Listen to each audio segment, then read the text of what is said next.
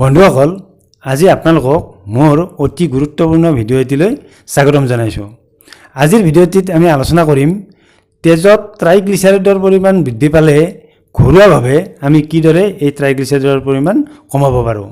গতিকে ভিডিঅ'টি শেষলৈকে সকলোৱে চাব আৰু ভিডিঅ'টি চাই নিশ্চয় সকলোৱে উপকৃত হ'ব পাৰিব বুলি আশা কৰিলোঁ।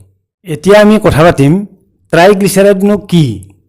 ট্ৰাইগ্লিচাৰাইড হৈছে তেজত থকা এবিধ ফেট বা চৰ্বি। তেজৰ লিপিড প্ৰফাইল টেষ্ট কৰিলে তেজত এই ট্ৰাইগ্লিচাৰাইডৰ পৰিমাণ কিমান আছে তাক জানিব পাৰি। এইবাৰ আমি কথা পাতিম তেজত স্বাভাৱিকভাৱে এই ট্ৰাইগ্লিচাৰাইড কিমান থাকিব লাগে।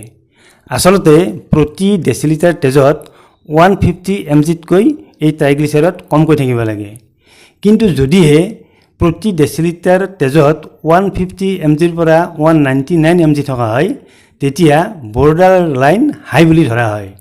আৰু যদিহে প্ৰতি ডেচিলিটাৰ তেজত 200 mgৰ পৰা 499 mg পৰ্যন্ত থাকে তেতিয়া হাই লেভেল থকা বুলি ধৰা হয়। আৰু যদিহে 500 mgতকৈও বেছি থাকে প্ৰতি ডেচিলিটাৰ তেজত তেতিয়া ভেৰি হাই লেভেল বুলি ধৰা হয়। এইবাৰ আমি কথা পাতিম তেজত ট্ৰাইগ্লিচাৰাইডৰ পৰিমাণ বৃদ্ধি পালে কি কি স্বাস্থ্য সমস্যাই দেখা দিব পাৰে। এক নম্বৰতে দেখা দিব পৰা সমস্যাটো হৈছে আমাৰ শৰীৰৰ আৰ্টাৰী বা ভেইনবোৰ ব্লক কৰি তেজ চলাচলত বাধাৰ সৃষ্টি কৰিব পাৰে। 2 নম্বৰ সমস্যাটো হৈছে আমাৰ কৰ'নাৰী হাৰ্ট ডিজিজৰ সৃষ্টি কৰিব পাৰে। তাৰপিছত তৃতীয়তে সৃষ্টি কৰিব পৰা স্বাস্থ্য সমস্যাটো হ'ব পাৰে আমাৰ পেনক্ৰাইটিছৰ সমস্যাৰ সৃষ্টি কৰিব পাৰে। তাৰপিছত চতুৰ্থ সমস্যাটো হৈছে আমাৰ ষ্ট্ৰোকৰ নিচিনা সমস্যা সৃষ্টি কৰিব পাৰে। হয়তো আমাৰ হাৰ্ট ষ্ট্ৰোক বা ব্ৰেইন ষ্ট্ৰোকৰ নিচিনা সমস্যা সৃষ্টি হ'ব পাৰে। এইবাৰ আমি কথা পাতিম কি কি কাৰণত তেজত ট্ৰাইগ্লিচাৰাইডৰ পৰিমাণ বৃদ্ধি পাব পাৰে। ইয়াৰে এক নম্বৰ কাৰণ হৈছে ওবেচিটি। যদি কোনো লোক ওবেচিটিত আক্ৰান্ত হয়, অৰ্থাৎ যদি কোনো লোক বেছি শকত হৈ পৰে তেতিয়া তেওঁৰ তেজত এই ট্ৰাইগ্লিচাৰাইডৰ পৰিমাণ বৃদ্ধি পাব পাৰে। তাৰপিছত 2 নম্বৰ কাৰণটো হৈছে যদিহে কোনো লোকৰ ডায়েবেটিছ আনকণ্ট্ৰল হৈ থাকে, অৰ্থাৎ কোনো ডায়েবেটিছ থকা লোকে যদি তেওঁৰ ডায়েবেটিছটো কণ্ট্ৰল কৰিব পৰা নাই তেওঁৰ এই তেজত ট্ৰাইগ্লিচাৰাইডৰ পৰিমাণ বৃদ্ধি পাব পাৰে।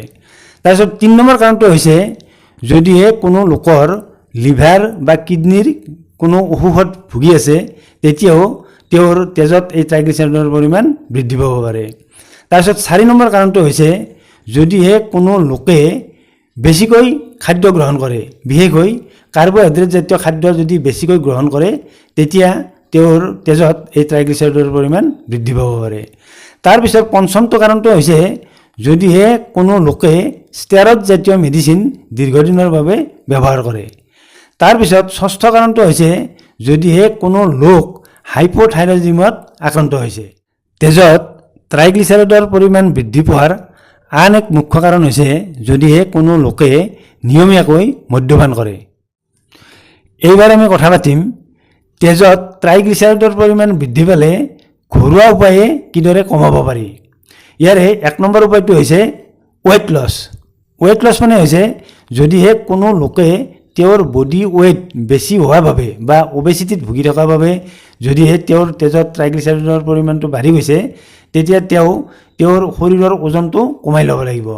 আৰু তেওঁৰ শৰীৰৰ ওজন কমোৱাৰ ক্ষেত্ৰত তেওঁ নিশ্চয় কিছু সাৱধানতা অৱলম্বন কৰিব লাগিব, অৰ্থাৎ এই ক্ষেত্ৰত তেওঁ জীৱনশৈলীৰে পৰিৱৰ্তন ঘটাব লাগিব। মোৰ এই চেনেলটোত শৰীৰৰ ওজন কিদৰে কমাব পাৰি তাৰ ওপৰত ভিডিঅ' দিয়া আছে। সেই ভিডিঅ'টো চালে নিশ্চয় শৰীৰৰ ওজন কমোৱা উপায় আপোনালোকে জানিব পাৰিব। এই ক্ষেত্ৰত কৈ থৈছোঁ যে আচলতে শৰীৰৰ ওজন কমাবলৈ হ'লে ৰিফাইন কাৰ্বহাইড্ৰেট কমাব লাগে খোৱাটো, আৰু লগতে শাক পাচলিৰ পৰিমাণটো বৃদ্ধি কৰিব লাগে বা প্ৰটিনৰ পৰিমাণটো কিছু বৃদ্ধি কৰিব লাগে, আৰু নিয়মিতভাৱে শাৰীৰিক পৰিশ্ৰম বা খোজকঢ়া অভ্যাস গঢ়ি তুলিব লাগে। তেতিয়া শৰীৰৰ বৰ্ধিত ওজন বা ওবেচিটিত ভুগি থাকিলে শৰীৰৰ এই ওবেচিটি কণ্ট্ৰললৈ আনিব পাৰি। অৰ্থাৎ যিসকল লোকৰ BMI প্ৰয়োজনতকৈ বেছি, অৰ্থাৎ 25তকৈ বেছি, তেওঁলোকে শৰীৰৰ ওজন কমাই ল'লেহে তেওঁলোকৰ তেজত বৃদ্ধি পোৱা এই ট্ৰাইগ্লিচাৰাইডৰ পৰিমাণ কমে। তাৰপিছত 2 নম্বৰ উপায়টো হৈছে মই ক'লোৱেই কথাটো, 2 নম্বৰ উপায়টো হৈছে আচলতে যিসকল লোকৰ তেজত ট্ৰাইগ্লিচাৰাইডৰ পৰিমাণটো বেছি হৈ থাকে তেওঁলোকে তেল খোৱাটো এভইড কৰিব লাগে। আচলতে তেল মানে হৈছে ট্ৰাইগ্লিচাৰাইড, অৰ্থাৎ তেলৰ পৰাই ট্ৰাইগ্লিচাৰাইডৰ উৎপত্তি হয়। গতিকে যিসকল লোকৰ তেজত ট্ৰাইগ্লিচাৰাইডৰ পৰিমাণটো বেছি থাকে তেওঁলোকে তেল সমূলি বন্ধ কৰাটো উচিত। কিয়নো কিছুমান মানুহে কয় যে কিছুমান তেল ভাল বা কিছুমান তেল বেয়া, এই কথাটো একেবাৰে সঁচা নহয়। যিকোনো তেলেই ট্ৰাইগ্লিচাৰাইড বেছি থকা মানুহে খাব নালাগে। আচলতে মই উল্লেখ কৰিছোঁই যে তেল মানেই আচলতে ট্ৰাইগ্লিচাৰাইড, অৰ্থাৎ তেলৰ পৰাই ট্ৰাইগ্লিচাৰাইডৰ উৎপত্তি হয়। গতিকে যিসকল লোকে এই ট্ৰাইগ্লিচাৰাইডৰ সমস্যাত ভুগি আছে তেওঁলোকে অন্ততঃ ট্ৰাইগ্লিচাৰাইড কমি নোযোৱালৈকে তেল সম্পূৰ্ণ এভইড কৰিব লাগে আৰু বইল খোৱা অভ্যাস কৰিব লাগে। তাৰপিছত তৃতীয় উপায়টো হৈছে কিছুমান মাছ যেনে সাগৰীয় মাছ, চেলমন, টুনা এইবোৰ মাছত আচলতে যথেষ্ট পৰিমাণে ওমেগা 3 ফেটি এচিড পোৱা যায় আৰু ওমেগা 3 ফেটি এচিড যদি নিয়মীয়াকৈ খোৱা হয় তেতিয়া আচলতে এই ট্ৰাইগ্লিচাৰাইডৰ পৰিমাণ কমি যায়। তথাপিও যিসকল লোকে চেলমন বা টুনা জাতীয় মাছ পাবলৈ নাই তেওঁলোকে তৈলাক্ত মাছ অৰ্থাৎ তেল থকা মাছ নিয়মিতভাৱে খোৱা কৰিব লাগে। তাৰপিছত আন এটা উপায় হৈছে চেনি সম্পূৰ্ণ বন্ধ কৰিব লাগে। কিয়নো চেনিত গ্লুক'জৰ বাহিৰে অন্য কোনো ধৰণৰ নিউট্ৰিশ্যন ভেলু নাথাকে, সেইবাবে চেনি সম্পূৰ্ণ বন্ধ কৰিব লাগে। তেজত ট্ৰাইগ্লিচাৰাইডৰ পৰিমাণ কমোৱাৰ আন এক উপায় হৈছে যিসকল লোকে বেছি পৰিমাণৰ এই ৰিফাইন কাৰ্বহাইড্ৰেট যেনে বগা চাউলৰ ভাত বা বগা আটা খাই, বগা ময়দা খাই তেওঁলোকে এই ৰিফাইন কাৰ্বহাইড্ৰেটটো সম্পূৰ্ণ বন্ধ কৰি দিব লাগে। বন্ধ কৰি তেওঁলোকে ৰঙা চাউলৰ ভাত খাব লাগে বা ৰঙা আটাৰ ৰুটি খাব লাগে। তেতিয়া তেওঁলোকৰ এই ট্ৰাইগ্লিচাৰাইডৰ পৰিমাণ কমি আহিব। ইয়াৰ উপৰি যিসকলৰ এই ট্ৰাইগ্লিচাৰাইডৰ পৰিমাণ বেছি থাকে তেজত তেওঁলোকে নিয়মিতভাৱে ওটছ খোৱা কৰিব লাগে।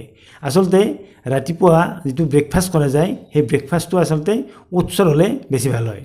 কিয়নো ওটছত যথেষ্ট পৰিমাণে ফাইবাৰ থাকে আৰু লগতে ওটছত যি কাৰ্বহাইড্ৰেট পোৱা যায় সেই কাৰ্বহাইড্ৰেট কমপ্লেক্স কাৰ্বহাইড্ৰেট।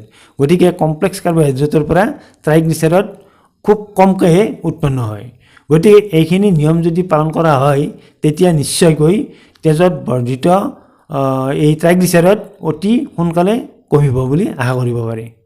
বন্ধুসকল, আমাৰ তেজত কি কি কাৰণত ট্ৰাইগ্লিচাৰাইডৰ পৰিমাণ বৃদ্ধি পাব পাৰে আৰু ট্ৰাইগ্লিচাৰাইডৰ পৰিমাণ বৃদ্ধি পালে ঘৰুৱা উপায়ে আমি কিদৰে এই ট্ৰাইগ্লিচাৰাইড কমাব পাৰোঁ সেই বিষয়ে কিছু কথা শুনিলে। যদিহে আমাৰ আজিৰ ভিডিঅ'টো ভাল পাইছে তেনেহ'লে ভিডিঅ'টিত লাইক এটা কৰিব, লগতে ভিডিঅ'টি শ্বেয়াৰ কৰিবলৈ আপোনালোকক অনুৰোধ জনালোঁ যাতে আজিৰ ভিডিঅ'টি অসমৰ সকলো ৰাইজৰ ওচৰলৈ যায়। অন্য এটা ভিডিঅ'ত আপোনালোকক লগ পোৱাৰ প্ৰতিশ্ৰুতিৰে আজিলৈ আহিছোঁ। ধন্যবাদ।